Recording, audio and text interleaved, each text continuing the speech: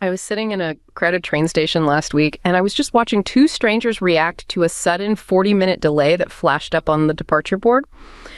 One woman was hyper-focused on the raw data, the platform number, the exact arrival time, the logistics of her luggage. She seemed almost, tethered to the floor, processing only what was tangible and immediate. And then beside her, a man barely even glanced at the screen. Instead, he was already pacing, telling someone on the phone that this delay was clearly a sign that their whole business trip was doomed. I mean, his mind was already 3 days into this catastrophic future that hadn't even happened yet. To any observer, they were looking at the same flickering pixels on an LED board, but they weren't inhabiting the same reality. The woman was operating through a lens of what you might call sensazione, the concrete present, while the man was completely lost in intuizione, a world of hidden patterns and what-ifs. It's a scene we see every day, but it hides this profound, almost haunting truth. We never actually see the territory of the real world. Like the neuroscientist Anil Seth suggests, our brains are essentially locked in a dark bone vault, and they're just generating this controlled hallucination that we then mistake for objective reality. We don't perceive the world as it is, we perceive the world as we are. But then you have to consider this. What happens when that hallucination stops working? What happens when the map you've used to navigate your whole life suddenly doesn't fit the landscape anymore? We like to think of our personality type as this fixed identity, right? A box we were born into. But if you look closer through the eyes of Jung or the lens of cybernetics or the cutting edge of neuroscience, you find something much more fluid. And this raises a question that really hits at the very core of our existence. If your personality is just a survival strategy you built years ago to fit your environment, then how much of your life is actually you? And how much is just a map you've grown too comfortable to change? Today, we're going to explore that structure that connects our minds to the world, and how something like constructivist hypnosis allows us to finally start redrawing the map. And that's really the mission of this deep dive. We're going to try and synthesize theories from constructivist psychology, cybernetics, and evolutionary theory to understand how we build these internal maps of reality. And more importantly, what happens when those maps break down from personal anxiety all the way up to systemic social conflict. We'll look at George Kelly's personal construct theory, Gregory Bateson's concepts of the double bind and schismogenesis, and Edgar Morin's complexity theory. And what's fascinating is they all point toward the same conclusion. The key to adaptation, to survival really, is the flexibility of our cognitive framework. Okay, let's start unpacking this with that first foundational thinker, George Kelly, and his personal construct theory, or PCT. When we think of 20th century psychology, we usually go straight to Freud or, behaviorism. But Kelly offers something fundamentally more empowering, maybe more modern. He argued that every person is, in their own way, a scientist. You're not just a bundle of drives or conditioned responses. You're an active theory builder. That is the crucial shift right there. Kelly's entire system is built on this idea that the primary motive for human behavior isn't pleasure or even survival. It's anticipation and prediction. We are constantly forming and refining theories about how the world works for one reason, so we can anticipate future events and reduce uncertainty. If you can accurately predict what happens next, you can navigate life. And the mental tools we use for this prediction are what he called personal constructs. So they're like these customized rulers we develop directly from our past experiences. Precisely. And they are inherently bipolar. A construct isn't just the concept of good, it's the whole dimension of good-bad. When you use a construct, you are simultaneously defining two things as similar, say they're both on the good pole, and different from the opposite pole, bad. Okay, so give me an example. Well, let's say you see two people being kind to a waiter. Your construct might define them as considerate, inconsiderate. By placing them on the considerate pole, you're using that construct to guide your future interaction with them. You're anticipating a positive experience. And at the same time, you're differentiating them from someone you'd label as inconsiderate. Exactly. Yeah. That bipolarity is what gives them their utility. They help you make sense of this overwhelming flow of experience and guide your future behavior, often automatically. If you have a construct that links, say, spontaneity with disaster, that construct acts like a filter. It guides you toward meticulous planning. And away from sudden decisions. And Kelly sort of moved away from that deep well of the Freudian unconscious, didn't he? He did. He didn't deny that we operate without always knowing why, but he reframed it in terms of levels of awareness. At the highest level is construing, where we are actively and consciously articulating and using our mental frameworks. But then there are pre-verbal constructs. These are frameworks we developed before we even had language, like an infant learning to trust a caregiver based on nonverbal cues. These deep preverbal constructs can often feel like fixed truths about the world, even though they were formed decades ago. That makes so much sense. We can articulate why we chose a certain career path, that's construing, but a deep-seated fear of abandonment driving us to overwork might be rooted in a preverbal construct from when we were a baby. Exactly. And when these deep constructs apply to ourselves, they become what Kelly called essential constructs, our strongest, most unchangeable beliefs about our own identity and value. So if your essential construct is something like, I am only lovable when I'm successful, then that belief will govern your entire behavioral universe, and often totally outside of your conscious awareness. Which brings us directly to distress. If we're all scientists constantly predicting, what happens when our theory fails? When the experiment goes wrong? Psychological abnormality, in Kelly's view, is just the result of the failure of our predictive tools. Distress and anxiety happen when an individual's personal constructs are simply inadequate to understand or anticipate new experiences. So you're suddenly confronted with data that your map just cannot explain. And the chaos that results from that. Yeah. That's anxiety. The anxiety isn't the problem itself. It's the symptom that the map is failing. It's the system failing to adapt. Yes. Think of the example of someone whose entire identity is built around a rigid construct linking self-worth only to their job performance. If they get laid off, their core predictive framework, I am valuable if I produce, just shatters. And they have no alternative constructs to draw on. None. And that leads to this profound failure to anticipate any kind of positive future, which often manifests as depressive symptoms or intense fear. Or on the other side, take the common experience of relationship rejection. If you hold a rigid, deep-seated construct of being unlovable, the rejection doesn't prompt you to reevaluate your theory. No, it just confirms it. It acts like experimental proof for a maladaptive theory. The goal of therapy then isn't just emotional comfort. It's literally to help you develop a more robust theory about yourself and the world. So how do we do that? How do we keep our maps up to date? Well, Kelly detailed the mechanisms we naturally use, or fail to use, to do just that. He proposed two key cycles: the routine CPC cycle and the transformative creativity cycle. Okay, let's walk through the CPC cycle first. Circumspection, preemption, and control. This is the everyday process for choosing a construct in a situation you already know. Right.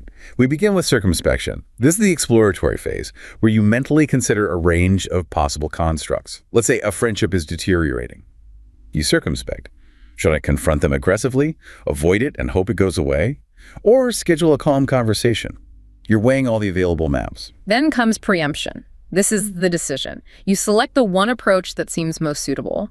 You preemptively judge that a calm conversation is the best path forward, aligning with your construct of conflict is best resolved through honesty. And finally, control. You apply that selected construct. You have the calm conversation, and you interpret the feedback based on the prediction embedded in your choice. The whole cycle is about the efficient use of your existing tools. But what if that friendship problem is completely new? What if the tools you've always relied on, avoidance or confrontation, not only fail, but actually make things worse? That's when you need the creativity cycle. Exactly. The creativity cycle is the process for generating new, useful constructs when the old ones are useless. This is where real personal growth happens. And it has to begin with loosened construction. You have to momentarily accept that your current rigid map is insufficient. Say you've always believed, I am an introverted background person who cannot lead a team. But now a promotion requires you to give weekly presentations. You have to loosen the absolute certainty of that introverted background person construct. And that requires vulnerability. It takes courage because you are consciously allowing your reliable old prediction system to fail. If you get stuck here, if you fail to loosen that construction, you fall back into anxiety, trying to force the old bad map onto the new territory. But if you can loosen it, you move to tighten construction. You can't stay in that doubt forever. You form a tentative new construct, a working hypothesis. Perhaps I could, with focused effort, become competent at public speaking. You create a new possibility. Then the third phase, the test of construction. The real-world experiment. You don't try to give a keynote address right away. You apply the new construct in a controlled way. You practice in front of a few friends, or join Toastmasters. You're gathering data. And the cycle concludes with validation or invalidation. If it goes well, the new construct is validated, accepted, and incorporated. It fundamentally changes your self-perception. You have a broader set of tools, if the test fails. You discard the construct and go back to loosening, generating a new hypothesis. The key, as you said, is that flexibility is required at every single stage. And that's the heart of Kelly's therapy model. The therapist has to be non-directive. They're not there to impose their own constructs. They just facilitate your ability to become a better scientist of your own life. Okay, so if Kelly shows us how our individual maps break down internally, the work of Gregory Bateson shifts our perspective completely. He shows us what happens when two or more broken maps try to connect, and the pathological systems that emerge between people.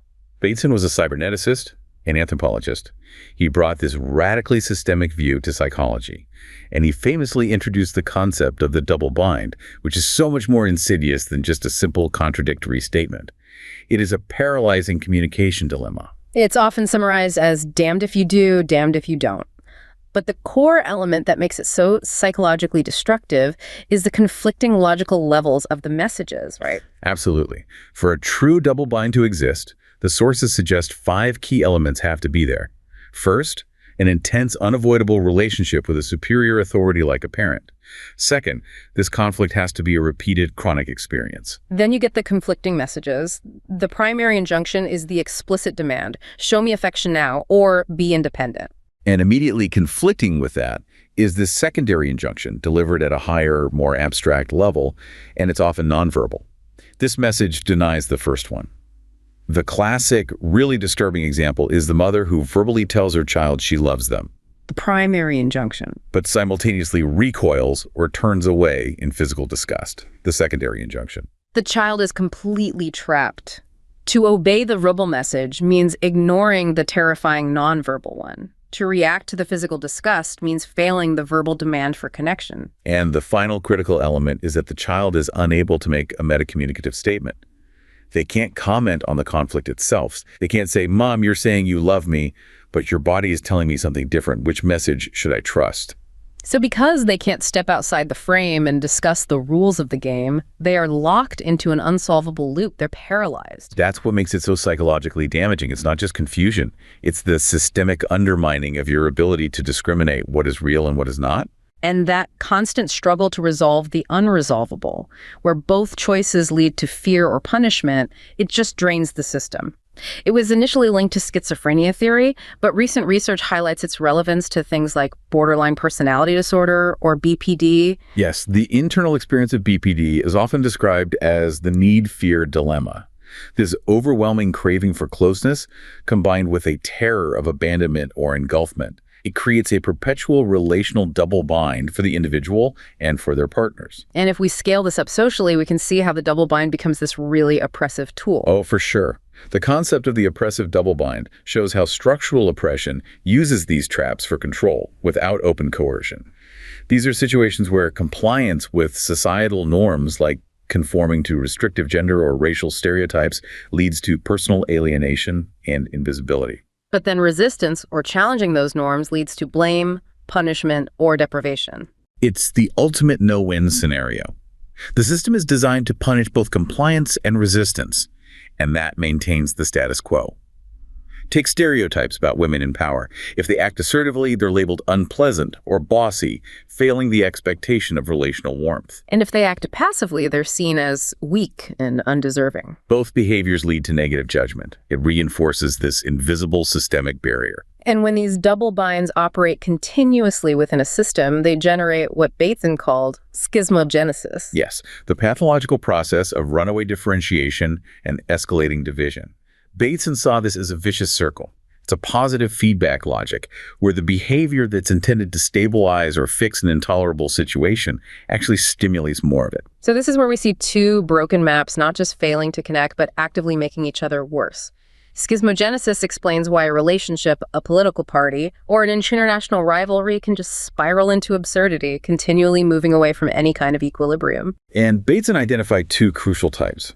First, complementary schismogenesis, where opposite behaviors reinforce each other in opposite directions.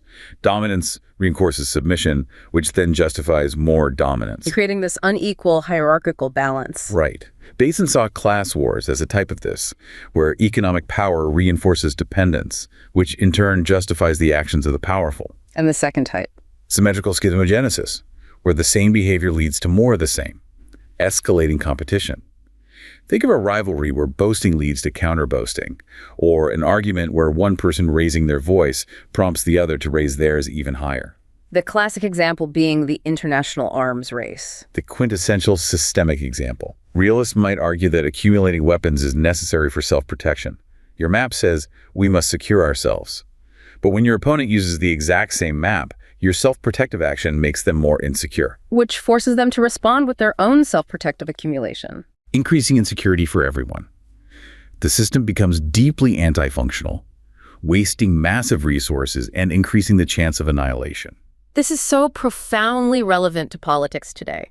Bateson said we have to observe, quote, to what extent in their policies politicians are reacting to the reactions of their opponents, and to what extent they are paying attention to the conditions which they are supposedly trying to adjust. And when the focus shifts entirely to the opponent's reaction, you've entered a schismogenetic loop. You see it all the time. Party A takes an extreme stance, not because it solves a problem, but because it's the opposite of Party B's stance. And Party B reacts to the extremity of A, pushing them into a counter-extremity. Both sides are driven into positions that are losing sight of the actual real-world issues. They sacrifice functional policy for communicative purity within their conflict loop. So the core insight here, when you're analyzing systemic conflict, especially in modern interactions between people, is that you have to look past the content of the argument and look at the structure that sustains it. That's where we can use a really powerful analogy. It's like a smart thermostat in a house where a window has been left wide open during a winter storm. Okay. The thermostat senses the cold and pumps out more heat, which creates a draft, which makes the sensor think it's even colder, leading to this frantic, never-ending cycle of wasted energy and frustration. I love that. So the problem isn't the thermostat or the cold. The problem is the structural flaw, the open window, the systemic breach that allows the negative feedback loop to become positive and just run away. Exactly. When you integrate this kind of ecological psychology to analyze those circular feedback loops, you realize the behavior itself is often an attempt to solve the system's contradictions. But the system's logic makes that attempt backfire. The husband complaining about the draft only stimulates the heat pump, which is the wife's reaction, which then proves his original point about being cold, justifying more complaining. It traps them both. So if schismogenesis is this negative spiral, how does Bateson suggest we escape the trap? The solution lies in establishing what he calls psychological sovereignty. You have to achieve a healthy self-world relation, which requires systemic environmental awareness. You have to see the pattern that connects you to the system and learn how to comment on the frame itself. And what's the antidote? Bateson suggested the ultimate antidote to the negative reciprocity of schismogenesis is love. But he defined it not sentimentally, but structurally as positive reciprocity. A shift toward mutual reinforcing positive action, like gift-giving or mutual respect, that drives the system toward convergence instead of divergence. It's a call for a relational way of knowing, a relational epistemology that rejects this reductionist derailment of modern science and recognizes the whole system. And that's a crucial pivot point. It suggests that escaping these psychological and social traps requires a deeper, more complex way of thinking. That idea of recognizing the whole system, that brings us perfectly to Edgar Morin and the necessity of complexity theory. Bateson gave us the map territory distinction and the idea of interconnected systems, but Morin really provided the philosophical lens we need to truly comprehend that complexity. Morin spent his whole career challenging what he called the paradigm of simplification. This is the classical Western tendency to reduce, to separate, and to isolate phenomena in order to study them. We break things down into discrete components, and in doing so, we lose sight of the dynamic relationships, the recursivity, the emergence that actually defines living systems. And in psychology, we do the exact same thing. We reduce a personality down to a type or a diagnosis or a single trauma, and we ignore the multi-layered dynamic system that's underneath it all. Precisely. Morin argues that complexity isn't a simple solution. It's a word problem. It's a challenge to our very capacity to think and organize knowledge. We have to learn to embrace the inherent ambiguity and interrelatedness of everything. And the central philosophical concept that captures this is unidus multiplex unity in multiplicity. It forces us to see that the individual is a single integrated identity, but at the same time, an intertwining of multiple, often contradictory functions, orientations, and potentialities. Just think about your own experience. You're a professional, a family member, a person with deep personal interests, a community member, an evolving historical entity. When you treat yourself as a single, simple entity, you create rigidity. When you embrace the unidus multiplex, you gain enormous flexibility. And this complexity is just critical for navigating uncertainty. Morin's advice was that the goal is not to eliminate uncertainty, but to learn to navigate in an ocean of uncertainties through archipelagos of certainty. Our constructs, Kelly's islands of certainty, are useful, but we have to acknowledge the unknown sea that surrounds them. You see the failure of this paradigm of simplification everywhere, even in business management. How so? Well, classically, principles like lean manufacturing, which is all about efficiency and simplicity, and agile development, which is about flexibility and adaptation, might be viewed as opposing approaches. But complexity thinking recognizes them as inseparable and interdependent elements within the same system. You can't optimize for one without recursively influencing the other. I want to tie this back to the individual map. The unidus multiplex concept has huge implications for how we view social structure and personal status. We often simplify success or status into a single vertical ladder: money, title, fame. And that simplistic linear view is catastrophic for well-being. It forces everyone to optimize for a single narrow attribute, which inevitably leads to massive friction and failure for most people. Applying Morin's complexity allows us to deconstruct these multidimensional social hierarchies. You mean there isn't just one hierarchy? Exactly. You have distinct dimensions of status. You have biological status, the evolved attributes of, say, attractiveness or physical competence. And then you have modern economic power structures, wealth, professional title, network influence. In a complex view, these don't simply stack. They intersect and interact in highly nonlinear ways. So a person with high biological status but low economic power, they operate in a completely different social matrix than a person with high economic power and low biological status. Precisely. If an individual adopts a rigid, simple map that says, I must achieve status only through wealth, they might ignore or completely underutilize other powerful dimensions of their identity. So when you stop viewing yourself as a fixed type on a single ladder and start seeing the complex system of your own multidimensional strengths, your unique mix of cognitive styles, relational intelligence, resources, the social hierarchy stops being a cage. It starts becoming a set of levels you can actually move. That recognition of internal multiplicity is what gives you adaptability. If you rigidly define yourself based on a singular external metric, like your quarterly sales targets, and that metric is challenged, your entire system collapses into that Kellian anxiety. If you recognize the multiplicity of your identity, you have resilience. And this all circles back to Bateson's ecology of mind. If Morin shows us how to think about complexity, Bateson shows us where the mind actually resides within that complexity. Bateson argued the mind is not just in your skull. It is immanent in the larger system that includes the organism and the environment. Your individual mind is a subsystem of a larger minder mind. When we talk about psychological flexibility, we are talking about the flexibility of that entire system, not just your internal cognitive processing. Which requires a critical view of epistemology, how we know things. Yes. Bateson defined epistemology as the science that studies the process of knowing. It's the interaction between our capacity to respond to differences and the material world. The perception of difference, of distinction, is the core currency of information itself. And that capacity to make distinctions is what creates the map. Personality types, social rules. These are all distinctions that are useful for orienting action, but they are not the territory. And this acceptance of complexity and contingency requires humility. Bateson emphasized that scientific models are fundamentally provisional.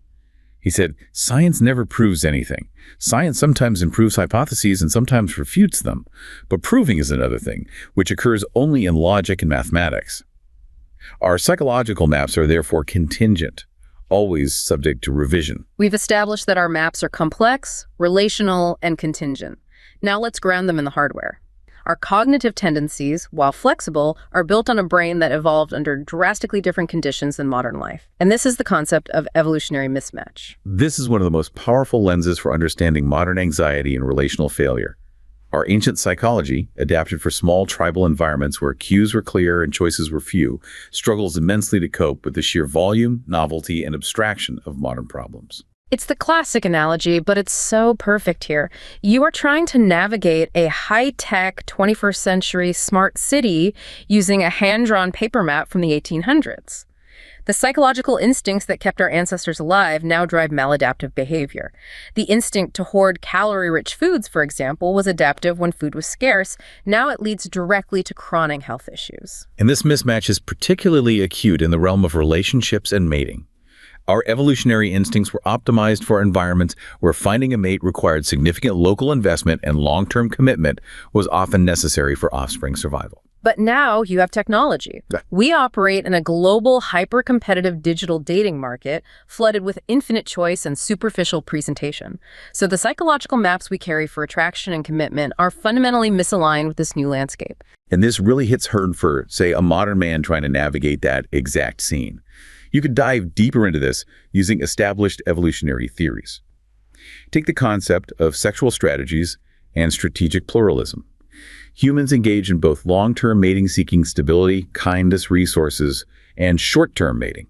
Which is more about quick access, physical attractiveness. Right. And the psychological mechanisms that prioritize certain traits change dramatically depending on the strategy. For a long-term partner, your psychological map should prioritize fidelity and emotional stability. For short-term, the map prioritizes immediate indicators of genetic quality or flashiness. And the problem in the digital sphere is the pervasive display of those short-term flashy traits, the idealized attractiveness, the conspicuous consumption, even when the underlying goal for many people is actually long-term commitment. Exactly. This misalignment, using a short-term map, focusing on attraction and immediate signals when you're searching for long-term territory, stability, and fidelity, is a continuous source of frustration and anxiety because the map just leads you in circles. And what's strategic pluralism? It just helps explain why we shift between these strategies. People choose a strategy based on their current environmental cues and circumstances.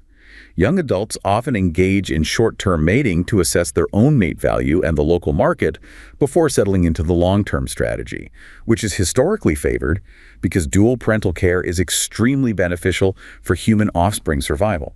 There's also this idea of error management theory. Another fascinating mechanism.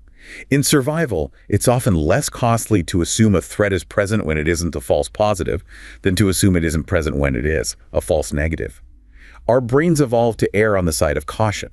And in modern relationships, how does that play out? It manifests really clearly. It explains phenomena like the sexual overperception bias in men, the tendency to perceive sexual interest in women's behavior when only friendliness is present.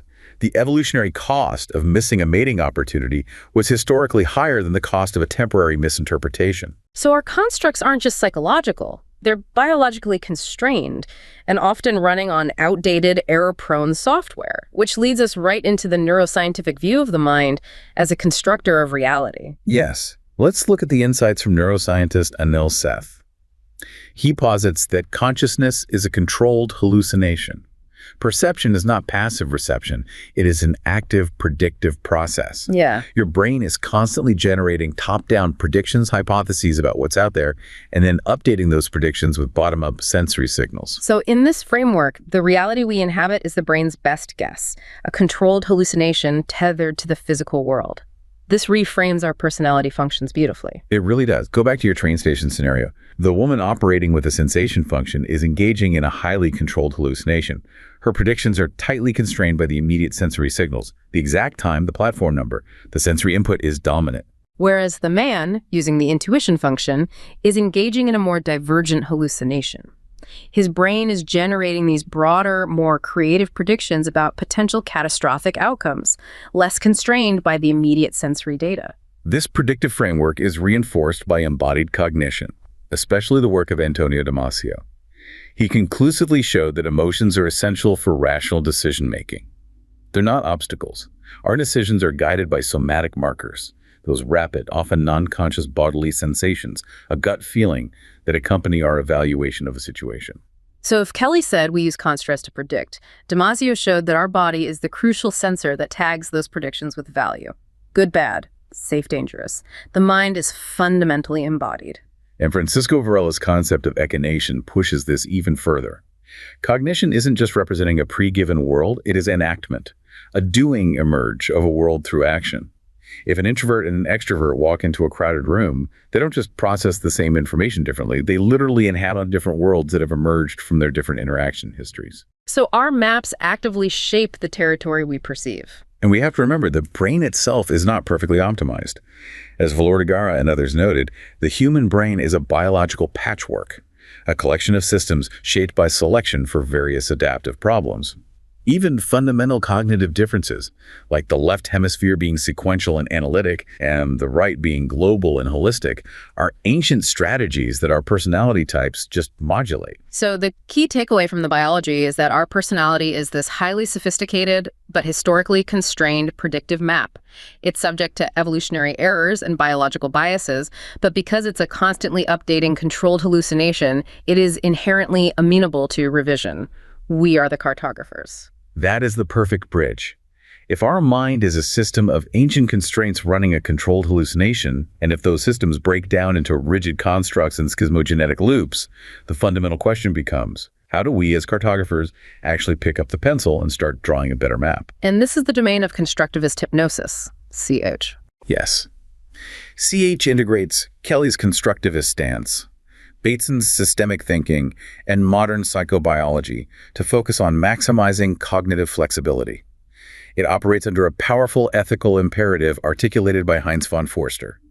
Act always so as to increase the number of possibilities.